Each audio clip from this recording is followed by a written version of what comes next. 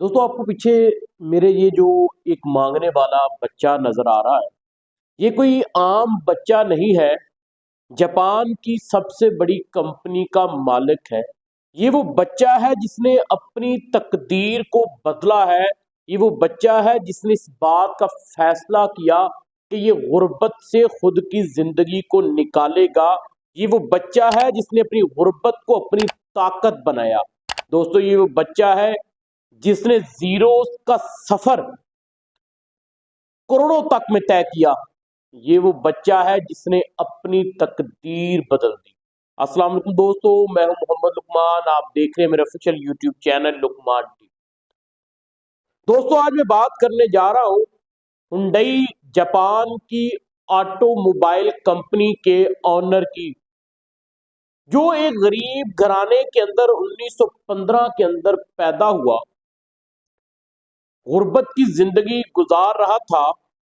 अभी 16 साल की उम्र का हुआ था कि उसके दिल के अंदर में ये ख्वाहिश पैदा हुई कि वो भी इस विलेज को, इस शहर को में जाएगा, गांव को छोड़ेगा। लेकिन उसके वालिदैन जो थे वो इस बात से एग्री नहीं थे, क्योंकि ये भी उम्र में बहुत छोटा था। वो चाहते थे कि ये यहीं पे हमारे साथ रहकर काम करे। उसे पढ़ने का शौक था, वो भी अच्छी तालीम लेना चाहता था। बदकिस्मती से माली हालात इतने खराब थे कि वो अच्छी तालीम भी हासिल नहीं कर सका। दोस्तों 1932 के अंदर जापान के एक अखबार के अंदर एक खबर लगी कि एक बिल्डिंग बनाने के लिए वर्कर की जरूरत है। ये वो लड़का जिसका नाम चिंग चोंग है, इसने जोंग ने उस खबर को पढ़ा और ये वहां से घर से अपने भाग गया और उस कंपनी में जाकर काम करना शुरू कर दिया। दोस्तों क्योंकि विलेज की और शहर की जिंदगी के अंदर बहुत ज्यादा डिफरेंस था, वो वहां की चकोचौंध देखकर, चीजों को देखकर वहीं का हो गया। खैर 2 महीने गुजरने के बाद उसके वालिदैन ने किसी तरह उसे ढूंढ लिया और मिन्नत समाजित करके उसे घर ले गए। दोबारा जब वो अपने उसी घर में गया, वही रोजाना की बोरिंग रूटीन, उससे वो तंग आ गया। एक मरतबा घर से फिर भाग गया।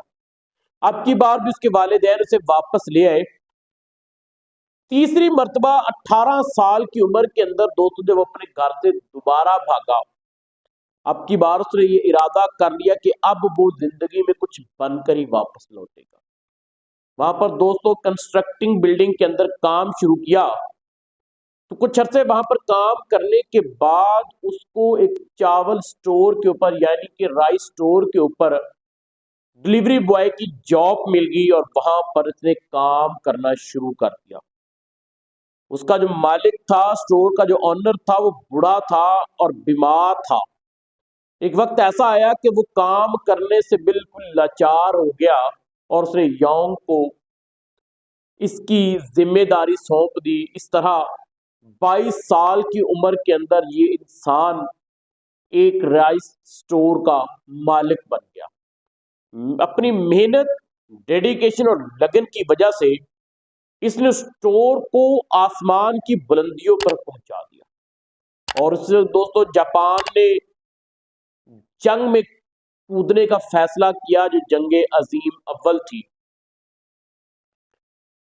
उस जंग में कूदने की वजह से उसने अपने सिपाहियों को राशन देने की गर्ज से जापान के अंदर मौजूद जितने भी चावल स्टोर थे, उन तमाम के तमाम स्टोर्स को अपने कब्जे के अंदर ले लिया। एक मरतबा चौंक फिर से दोबारा वहीं पर खड़ा हुआ जहां पर वो पहले आ था। 1 साल तक ये जंग जारी रही दोस्तों। उस वक्त जापान का साउथ कोरिया के ऊपर कब्जा था। 1 साल के बाद जब ये जंग दोबारा खत्म हुई और साउथ कोरिया ने जापान से आजादी हासिल कर ली, तो ये लड़का दोबारा शहर आया और नए बलबले के साथ इसने काम शुरू किया और एक हुंडई नाम का एक इसने गैराज खोल लिया, जिसके अंदर 1 से 2 मुलाजिम रख लिए। गैराज शुरू करने के ठीक 1 महीने के बाद गैराज को आग लगी और सब कुछ जलकर राख हो गया। ये शख्स बहुत परेशान हुआ, लोगों का कर्ज देना था, जो गाड़ियां जल गई उनका मुआवजा देना था। इसने 3500 रुपए का मजीद लोन लिया और उससे बड़ा गैराज शुरू कर दिया।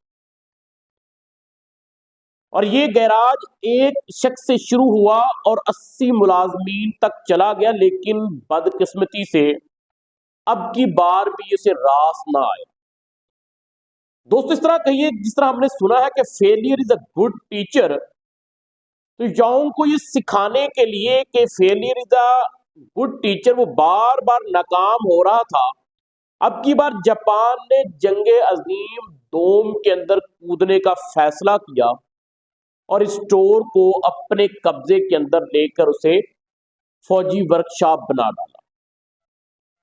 यूं वो एक मर्तबा फिर वहां पर जा खड़ा हुआ जहां पर वो पहले शुरू किया था। अब की बार वो फिर वहीं पे जा पहुंचा जहां से उसने स्टार्ट किया। उसने देखा कि अमेरिका जो है अपने फौजियों के लिए धड़ाधड़ नई इमारतें बना रहा है, तो उसके दिल के अंदर भी कंस्ट्रक्शन का जोश दोबारा से जागा, जिसमें वो पहले काम कर चुका था। उसने एक सिविल हुंडई नाम की एक कंपनी शुरू की और छोटे मोटे प्रोजेक्ट लेकर उसके ऊपर काम करना शुरू कर दिया। बहुत से प्रोजेक्ट के अंदर उसको नुकसान भी हुआ, फायदा भी हुआ, लेकिन वो टाइम के ऊपर करता रहा। आज दुनिया की बहुत बड़ी हुंडई सिविल कंस्ट्रक्शन कंपनी के नाम से ये कंपनी मौजूद है। जब साउथ कोरिया ने अमन के बाद ये ऐलान किया कि जो भी बाहर की कंपनी यहां पर काम करना चाहती है, तो उसको उससे पहले लोकल लोगों के साथ अपना कोलैबोरेशन बनाना होगा, अपना जोड़ बनाना होगा।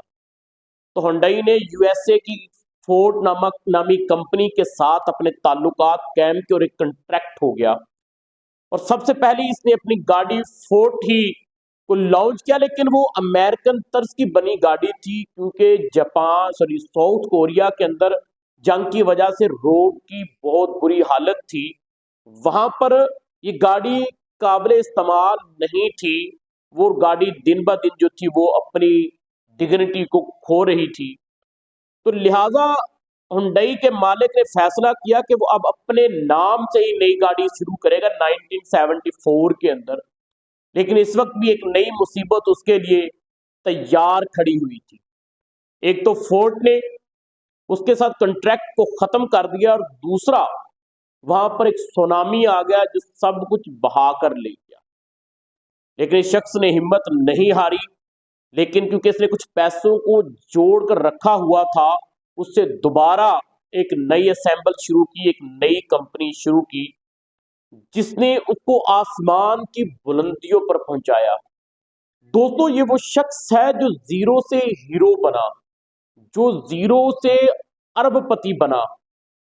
यहां पर सीखने की बात यह है कि अगर आपके यहां पर सवाल ये है कि वो शख्स जो जीरो पर था और अरबपति बना, फिर जीरो हुआ, फिर करोड़ों कमाए, फिर जीरो हुआ, फिर करोड़ों कमाए, लेकिन उस शख्स ने हिम्मत नहीं हारी।